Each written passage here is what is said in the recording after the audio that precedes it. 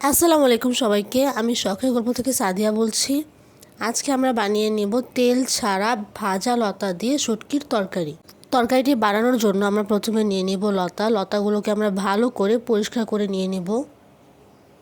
তারপর আমরা অন্য একটি কড়াইয়ে তেল ছাড়া লতাগুলো ভালো করে ভেজে নেব।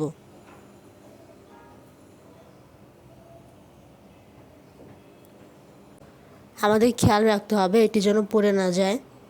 এপিট ওপিট আমাদের ভালো করে ভেজে নিতে হবে। ভাজা হয়ে গেলে আমরা এটি অন্য একটি বাটিতে নামিয়ে নিব। তারপর একটি পাতিলে পরিমাণ মতো পানি দিয়ে দিব। তারপর দিয়ে দিব হাফ চা চামচ লবণ। তারপর দিয়ে দিব রসুন বাটা। তারপর দিয়ে দিব চিংড়ি মাছ। তারপর দিয়ে দিব শুটকি। তারপর দিয়ে দিলাম কাঁচামরিচ। তারপর দিয়ে দিব কাঁঠালের বিচি। তারপর দিয়ে দিব হাফ চা চামচ হলুদের গুঁড়া। তারপর দিয়ে দিব মরিচের গুঁড়া। তারপর দিয়ে দিব ধনিয়া গুঁড়া। এখন আমরা এটিকে ভালো করে মিশিয়ে 5 থেকে 10 মিনিটের জন্য ঢাকনা দিয়ে ঢেকে রেখে দিব। আমাদের কষানো হয়ে গেলে ভেজে রাখা লতাগুলো দিয়ে দিব।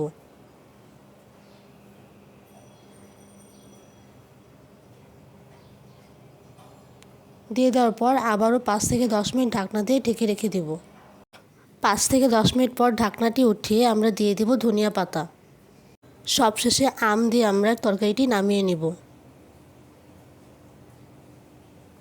এখন আমরা এটিকে পরিবেশন করে নিব। তৈরি হয়ে গেল তেল ছাড়া ভাজা লতা দিয়ে শুটকির তরকারি। আপনারা সবাই চ্যানেলটি ট্রাই করতে পারেন। আর ভিডিওটি ভালো লাগলে লাইক শেয়ার সাবস্ক্রাইব করবেন আর আমাদের পাশে থাকবেন। আল্লাহ হাফেজ সবাইকে।